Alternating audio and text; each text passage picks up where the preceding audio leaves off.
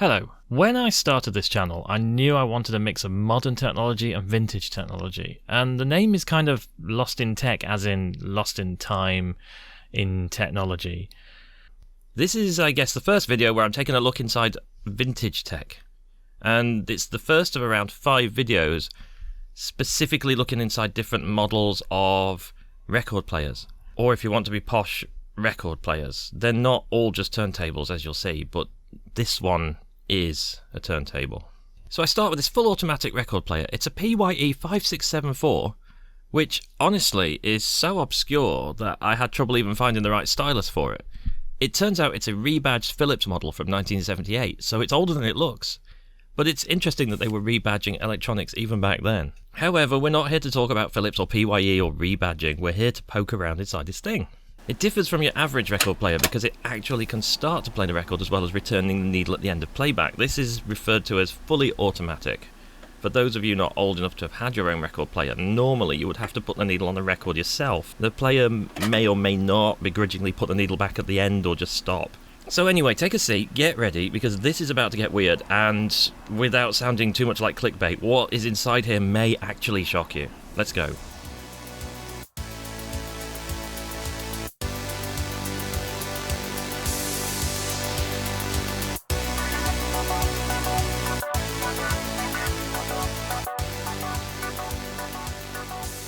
Now I'll start by addressing the elephant in the record player. If you're looking down here in the bottom right corner, you will see things that are not contemporary with 1978. You are absolutely right. This is the topic for a future video, probably titled, How I Got So Annoyed with My Automatic Turntable Changing Speed Randomly that I put a computer control system in it. And it worked. And that will be a fascinating video, but it's not for today. The stuff in the corner here just makes it run at the right speed, mostly, and is of no concern to us at the moment. Front and centre we have this clear wheel, which if you know anything about mechanics, you might instantly recognise. It's a sort of cam follower mechanism, which probably is the wrong name for it, but you get the idea. These were used in automata extensively as a rudimentary form of what is essentially programming. I find this absolutely fascinating for 2 reasons. Firstly, even in 1978, I imagine logic chips were advanced enough that you could have programmed this function of this turntable without needing to use this kind of method. And secondly, and this might be why this method was chosen, doing it this way means the whole unit is unpowered electronically. It's essentially fully 100% mechanical. The only electronics that were, and no longer are sadly, because of my modification, in this unit were there to drive the motor. Essentially, this whole unit is fully driven by one single motor. Now, before we get this cam spinning, I want to point out some ancillary functions which are also quite interesting. On the bottom left here, what you're seeing is the back of the speed knob, i.e. the setting for 33 or 45 RPM. The design here seems strange by today's standards. It's almost entirely not a switch, but it's a tactile mechanism that eventually, at one end, pushes together these contacts. And it's even weirder than that. It's a single pole double throw switch, meaning it has an on and off setting. Again, something you wouldn't need these days. You'd just have a single switch that would feed into a microcontroller. As to what this switch did electronically on the board is lost to time and my meddling, but I'm pretty sure it just increased the voltage to the motor to speed up the platter. Above it, this mechanism here is also weird, although this may or may not be standard at the time. I guess we'll see in future videos if it's still used. It seems to operate in the same way as a car handbrake or a bicycle caliper brake, using a cable type mechanism, which if you haven't guessed already operates the manual arm lift lever. Finally, before we apply the power and cross our fingers, this part at the top is a 3 output switch, which is clever, but I feel like it's perhaps unnecessary. I guess they wanted to give a audiophile kind of feel to the unit. The long and short is it's a hard cutoff for the wiring from the needle to the output. So nothing will play at all until the mechanism says so. So you don't get to hear the pop when the needle goes down, basically. Most turntables don't do this, and it seems like a weird thing to put that much design effort into, but I guess they had the reasons. Now, originally this thing just took direct mains voltage, so I guess it had some kind of rectifier or transformer. I rewired it to run on anything around 7 volts or so. It's much safer that way, and there's no need for mains power. And it's also slightly more efficient. It takes so little power anyway that you could pretty much run it on batteries. That's the thing with basic turntables. They never really, or mostly, they never have any kind of amplifier inside them. What comes from the needle just goes straight out of the back. They're essentially electronically very simple. And this is why you generally need a preamp. Now I'm going to show you this from the bottom of the unit, and then I'm going to show you it from the top, and hopefully explain what's going on.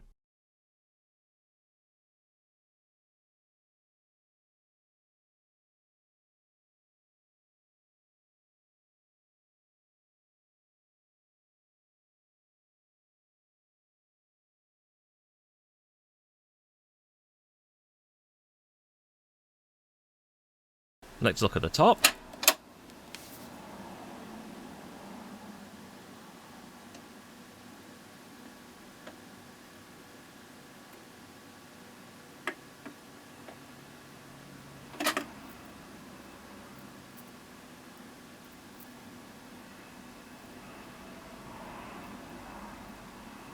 And let's look again from the bottom.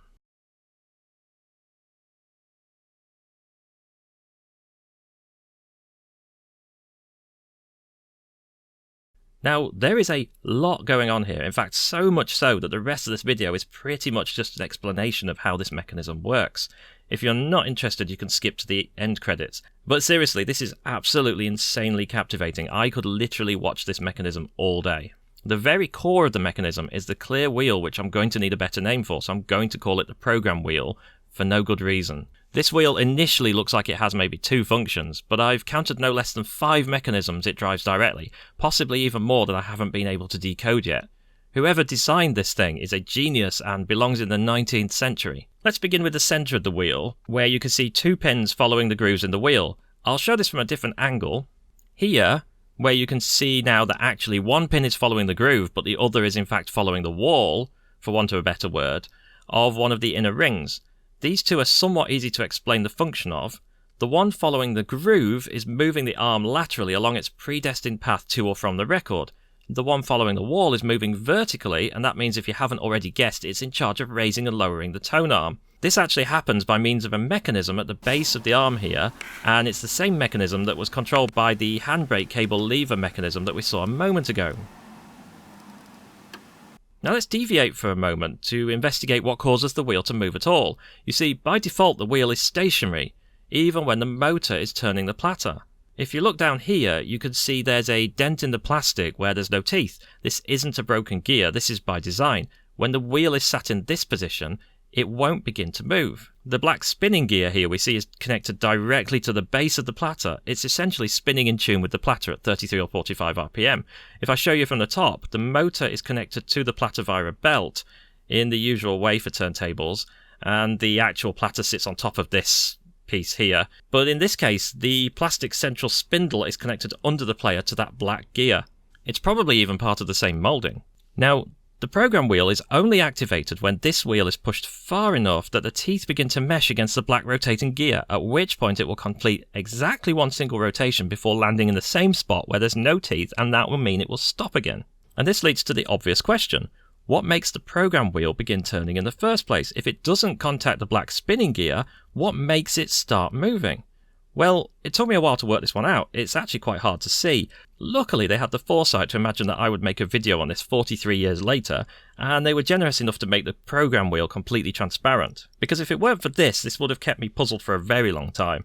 If you see behind the wheel here, there's a piece, or rather an assembly of white plastic. Now, the lever which starts the record player on the front side is connected to a push rod here, and when I start the mechanism manually from the back, you see it pushes towards the centre, which isn't entirely obvious what it's doing, because the part that interacts with the white underwheel section is a tiny spring down here. This pushes the white underwheel mechanism outwards and allows it to catch on to this nub on the black wheel. Yeah, there's a tiny nub on the base of the black wheel that is designed to catch hold of the white mechanism, give it a push, and away it goes. This is insanely over-engineered. It's mind-boggling, in a good way. For the sake of completeness, there's another part a bit further round that pushes the white mechanism back into place so that it's reset before the next rotation. Now, the sharp people watching this, you know who you are. You've already clocked that the wheel does 1 full turn when it's activated, and so what? Well, watch what happens when I pull the lever the other way and ask for the record player to stop. You see, it does a full rotation also, and this is fine, but what about the glaringly obvious fact that the tone arm moves the opposite way to end the record compared to when it begins the record? I'm going to show you the mechanism operating again, first when it starts the record, and then straight to where it ends the record, and see if you can actually spot the difference.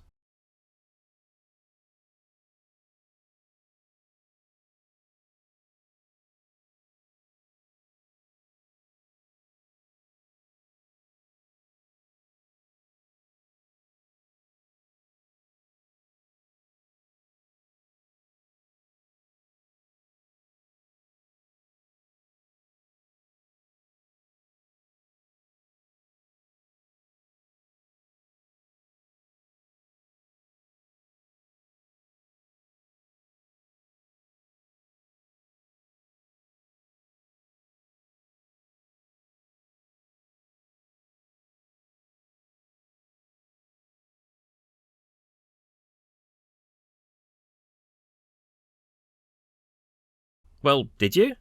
There's some spoilers coming up, so feel free to go back and watch again until you work it out. Almost nothing different happens. I stared at it for ages trying to see how it could follow the same path twice and do two different things. But if we look at this black and silver pair of followers here, the first time round the black follower stays where it is while the silver one follows the programming wheel.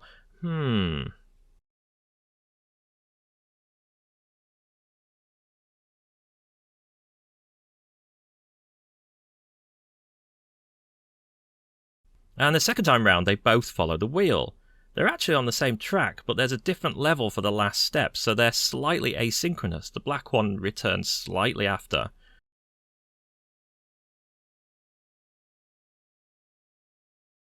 Now, this is really sneaky. Watch this bit here pop out on the second trip round.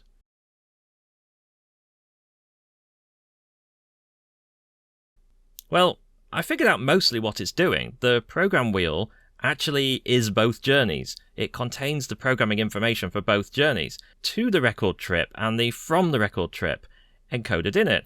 Which part is followed is controlled, or rather constrained, by where in the path the mechanism actually links up to the arm itself.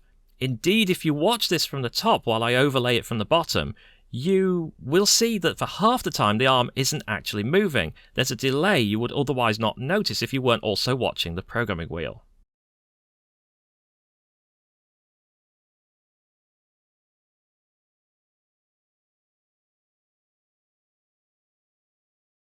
Finally, a couple of points to tidy up. We aren't quite done yet. There's another elephant in the room, firstly. The record player can play LPs and 45s, and as anyone knows, if you start a 45 RPM record in the same place as an LP, your needle is not going to land in the right place, it's going to fall off and hit something. This is yet another decision it has to make mechanically, where to move the tone arm to when it begins playing. Somehow it magically knows. Again, there's a sly mechanism at work here. It's not magic. Watch when I move the switch from the back between 45 and 33. Now look on the left here, there's a push rod, and this changes the limiter for how far the tone arm gets pushed by the programming wheel. The track on the program wheel has the whole distance on it, but the mechanism is constrained in the case of a 33 RPM setting. Second tidy up point, what about the audio switch that I mentioned earlier that cuts the output? Well, that's easy enough. There's a follower here at the bottom of the wheel. It takes care of that. Thirdly, and this is a side note, is a curious side effect from the design. If the record player is set to 45 RPM, then the platter will be spinning significantly faster. This means that the programming wheel will also spin significantly faster, and this means the tone arm will move faster and so on. Indeed, starting a record at 45 RPM means that the process happens more enthusiastically than 33 RPM. I thought that was interesting. Fourth, and this is the final point, interestingly, when you begin a record manually without using the levers, which is something you need to have because records aren't always the same size as their play speed, you can do this. But if you try and stop the record using the tone arm, it won't do anything. You have to physically operate the switch. So there's some provision somewhere in the bowels of the mechanism to detect the needle reaching the center and initiating the ending program. All record players have this, but it's got to be implemented in automatically using the program wheel in this case. I'll leave you to work out how that operates, because frankly, I am completely frazzled from watching this thing and working it out now. Thank you for watching. If you enjoyed this, then you can subscribe and look forward to the next episode where I'll be poking inside an entirely different record player from an entirely different era. Until next time, enjoy!